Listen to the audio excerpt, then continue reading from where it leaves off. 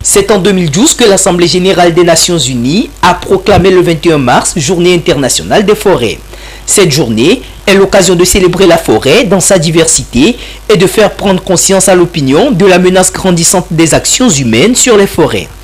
À l'occasion de cette célébration, les pays sont invités à engager des efforts au niveau local, national et international afin d'organiser des activités autour des forêts et des arbres pour assurer leur sauvegarde. Il est surtout question au cours de cette journée de mettre un accent particulier sur l'importance capitale des différentes espèces végétales que constituent les forêts, sur leur rôle dans la vie de l'homme et surtout sur leur rapport au développement socio-économique d'un pays qui est non négligeable. Comme rôle socio-culturel, elle offre un espace de loisirs. Comme rôle économique, ça se démontre par la fourniture de bois d'œuvre, de bois d'ébénisterie, de bois de services et comme bois énergie. La forêt nous fournit également des produits non ligneux. Comme produits non ligneux, je peux citer le miel, je peux citer les gibiers qu'on trouve également dans la forêt, les champignons commerciaux. La forêt offre également un cadre propice pour le tourisme, crée des emplois, ce qui fait rentrer pas mal de devises. Comme rôle écologique, ça se voit dans la protection de la biodiversité et du changement climatique. Même si dans certaines contrées du monde, l'importance des forêts au plan environnemental, sociétal et économique est souvent négligée, il n'est pas sans oublier que, hormis leur rôle vital dans la lutte contre le changement climatique, les forêts constituent à la fois un moyen d'existence de millions de gens qui vivent d'activités de bois et bien d'autres. Et comme à chaque année, en tenant compte de ces parallèles, c'est autour d'un thème donné que la journée a lieu. Pour cette édition 2022, le thème retenu est « Les forêts et une production et une consommation durable ». De quoi mettre en lumière les nombreux services écosystémiques rendus par les espaces arborés en zone urbaine dans un pays et ainsi asseoir un peu plus la multifonctionnalité de la forêt comme pilier du développement des villes durables de demain. Un thème en lien avec plusieurs des objectifs de développement durable ODD définis par l'ONU dans le cadre de son agenda 2030 relative à la lutte contre les changements climatiques. Tout comme dans plusieurs pays du monde, les villes togolaises ont connu ces dernières années une urbanisation galopante. Cependant, pour créer une nouvelle forêt dans une ville, par exemple, comme cela se fait depuis quelques années, l'on tient compte d'un certain nombre de critères, dont le schéma directeur, ainsi que le plan d'urbanisation, afin de ne pas enfreindre à certaines normes. Les plans que nous sommes en train de mettre en place, nous regardons le plan d'action national, le plan d'urbanisation de la ville de Lomé, nous en tenons compte et on ne les met plus comme ça à la hâte. Actuellement, il faut l'arbre qu'il faut à la place où il faut et l'entretenir jusqu'à sa maturité. En 2017, les Nations Unies avaient organisé un forum sur les forêts. Il s'est agi au cours de cette rencontre d'examiner la mise en œuvre du plan stratégique qui offre un cadre global d'action pour assurer une gestion durable de tous les types de forêts et d'arbres en général et pour mettre un terme à la déforestation et à la dégradation des forêts. Des phénomènes majoritairement dus à l'action humaine et qui font perdre en moyenne par an 13 millions d'hectares de couverts forestiers à la planète.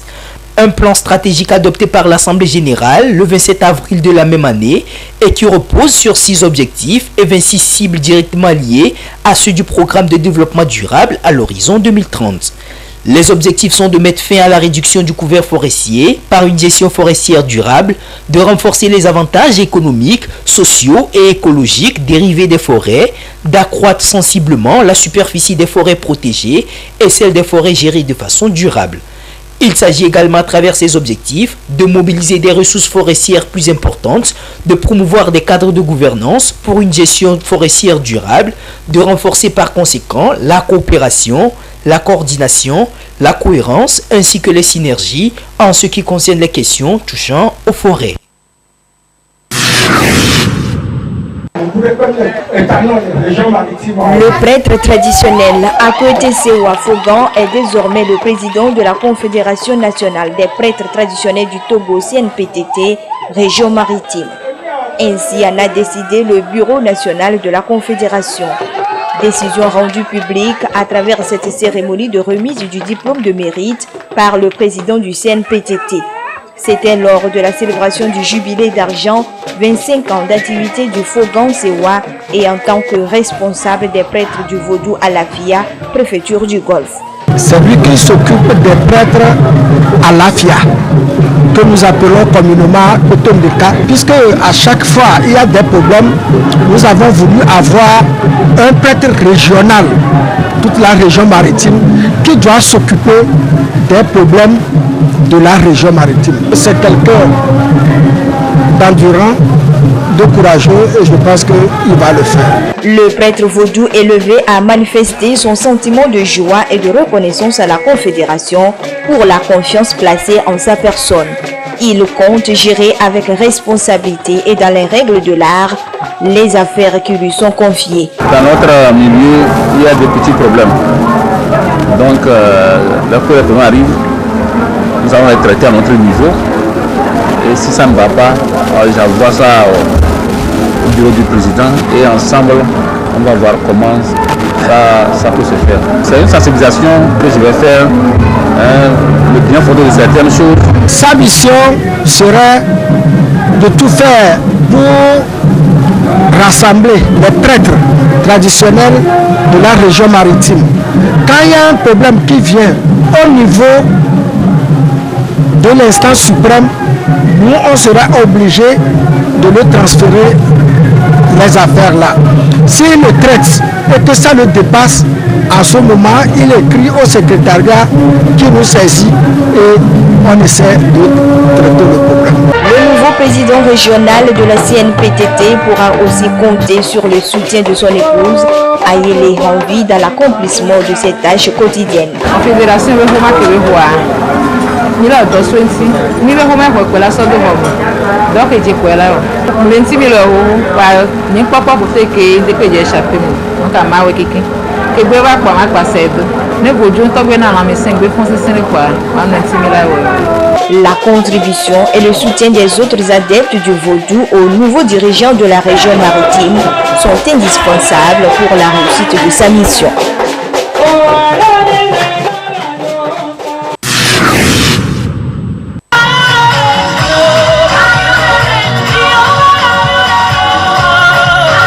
Jour mémorable pour ces 300 étudiants du centre de formation professionnelle Le Record. En fin de formation, ils reçoivent ici leur diplôme. Autorités administratives et locales de la préfecture d'Aguenivé, parents et proches des étudiants, tous étaient là pour l'occasion. Ces jeunes diplômés, désormais nantis de compétences requises, sont dorénavant prêts à faire leur immersion dans la vie professionnelle et apporter leur savoir-faire pour le développement de leur communauté. Une démarche qui s'inscrit dans la vision des premiers responsables du centre de formation professionnelle Le Record, d'apporter non seulement une solution au problème de chômage, mais également d'accompagner le gouvernement dans son programme de PND, notamment à son point 3, axé sur la consolidation du développement social et le renforcement des mécanismes d'inclusion. En tant que promoteur, directeur général de ce centre, je suis très fier d'organiser cet événement pour nos récipiendaires, les étudiants en fin de formation. Je voudrais dire qu'ils ont fait beaucoup d'efforts, beaucoup de sacrifices et aujourd'hui, ils prennent leurs attestations. C'est un mérite. Alors nous rendons gloire à Dieu pour tout ce qu'il a fait dans notre vie. Nous formons dans les filières comme modulaire, il y a secrétariat, comptabilité, transit, infographie, multimédia, secrétariat médical, secrétariat caisse, agent de pharmacie, délégué médical. Et en CFA, CAP, nous formons en bâtiment et tant d'autres choses. Nos formations, c'est pour compléter les cursus scolaires ou universitaires. Donc c'est aussi ouvert à nos professionnels, les fonctionnaires et toute autre personne. C'est un objectif atteint pour les responsables de l'Institut à travers la remise de diplômes à ses étudiants. Il les exhorte cependant à être des ambassadeurs de l'excellence dans leur vie professionnelle. Aujourd'hui, la jeunesse se faiblit un peu parce qu'ils perdent d'espoir. Mais le record est là pour leur redonner de l'espoir. Je dirais encore à nos étudiants, à nos chers récipiendaires, de mettre tout ce que nous leur avons appris en pratique. Parce que, vous savez, la paresse, ce n'est pas bien. Il faut qu'ils redoublent d'efforts, il faut qu'ils continuent à s'exercer, il faut qu'ils continuent à se battre, parce que la vie, c'est une bataille. Avec la volonté, la détermination, c'est ce que nous leur avons inculqué. Et surtout la foi en Dieu, ils pourront réussir leur avenir. Pour les étudiants récipiendaires, la joie est au comble. L'obtention de ce précieux sésame se veut le couronnement de plusieurs mois de sacrifice et d'abnégation. Ils se sentent déjà prêts pour le marché de l'emploi. J'ai suivi la formation secrétariat bureautique bilingue et je suis très contente et je remercie Dieu tout d'abord et après mes parents, le directeur pour leurs efforts dans tout ce qu'ils m'ont fait jusqu'à présent. Je suis tellement content, je sais que ça va m'ouvrir beaucoup de portes. J'ai suivi la formation en transport logistique et transit douane. Je me sens prêt à 1000% parce que seul le travail paye. Je suis très content. Puis j'espère qu'un jour, je vais encore amener un autre ou bien une autre. Je sais qu'il n'a qu'à trouver du travail. Et puis s'il trouve aussi, il n'a qu'à bien travailler. Créé en 2015, le centre de formation professionnelle Le Record est spécialisé dans la formation modulaire, le CFA et le CAP dans plusieurs filières. Il octroie à ses étudiants des diplômes agréés par l'État togolais. Des cours de perfectionnement sont également disponibles dans toutes les filières.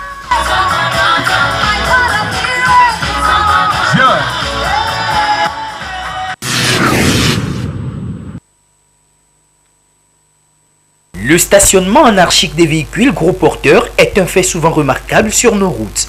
Un acte qui a priori provoque l'encombrement des voies, empêchant ainsi un bon déroulement du trafic routier.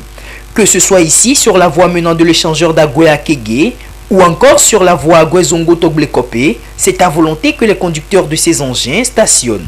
Des comportements contraires aux règles de la sécurité routière qui sont souvent source de nombreux accidents de circulation. Ce qui est anarchie, c'est que ce n'est pas légal. Donc par conséquent, ce n'est pas autorisé. Le stationnement est anarchique sans signalisation appropriée en cas de panne ou sinistre. Les dangers auxquels malheureusement nous arrivons, c'est que c'est des cas d'accident graves dans lesquels on déplore des morts. Imaginez un camion ou bien un usager dans un coude qui stationne sans signalisation et en temps de nuit. Le résultat, c'est que l'autre va lui rentrer dedans. Face donc à la recrudescence du phénomène, les autorités en charge de la sécurité routière ne restent pas silencieuses. Des dispositions ont été prises afin de décourager les auteurs de ces actes. À cela s'ajoutent également des sanctions. Au niveau de la division de la sécurité routière, il y a des équipes de patrouille ou de ronde, des binômes de motards de ronde qui s'effectuent sur les grands axes de Lomé, notamment le Grand Contournement qui est un tronçon très accidentogène. Et par ce fait, notre binôme, dès lors qu'il constate un cas de stationnement non approprié, ils font appel au service de la SNCT, c'est-à-dire la grue qui vient les enlever de leur lieu de panne pour les disposer hors de la chaussée. Les sanctions, le code de la route le prévoit. C'est quand il y a un stationnement en cas de panne sans signalisation appropriée, les peines vont de 20 000 en allant par rapport à la durée que la personne aurait effectuée là-bas. Nos concitoyens continuent par se faire tuer pour des cas de stationnement non approprié.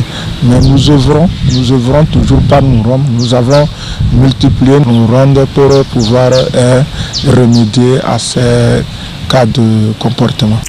Pour donc éviter de tomber sous le coup de ces sanctions dues au stationnement anarchique, les responsables de la division de la sécurité routière en appellent au civisme des conducteurs. Quand vous êtes en panne, faites tout pour disposer des triangles, une signalisation adéquate pour signaler aux autres usagers que vous êtes en difficulté en cet endroit. Et je pense que ce faisant, nous allons nous en tirer des accidents au cours desquels malheureusement on déplore des cas de mort. Seul le respect du code de la route ainsi que la prise en compte de ces conseils pourront limiter, voire éradiquer les accidents sur les routes. Nous sommes au mois de mars, pas encore de pluie dans la région maritime. Conséquence, les vagues de chaleur semblent être insupportables à la population.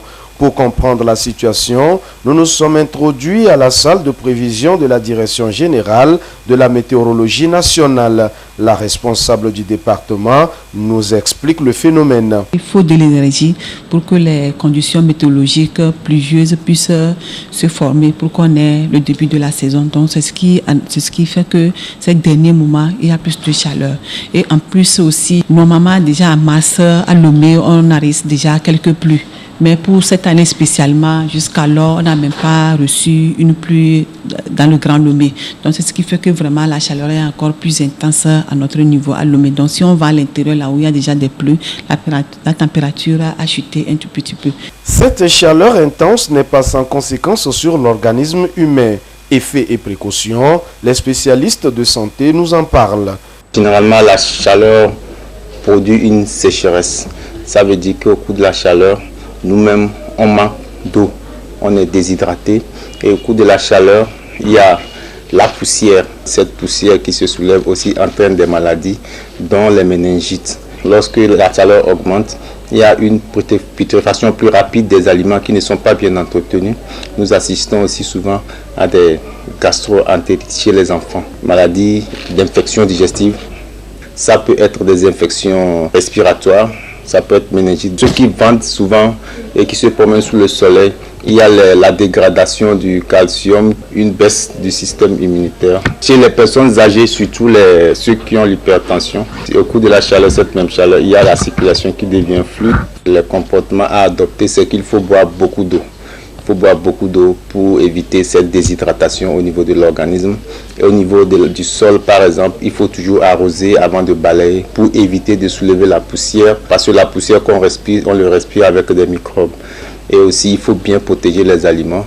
Si on a les réfrigérateurs, il faut conserver les aliments à reprendre, par exemple, dans le réfrigérateur, puisque la chaleur va provoquer une putréfaction rapide, ce qui va entraîner des diarrhées. Du côté des enfants, il faut vraiment les laver régulièrement pour éviter les dermatoses. Il y a certaines dermatoses qui sont liées à la chaleur, c'est-à-dire des petits boutons qui peuvent se surinfecter. Selon les prévisions météorologiques de la grande saison des pluies dans le sud du Togo, les mois de mars, avril et mai connaîtront une situation déficitaire à tendance normale, c'est-à-dire il y aura peu de pluie. Il est donc important de mettre en pratique les mesures de protection contre la chaleur en attendant les premières pluies qui devront faire baisser la température.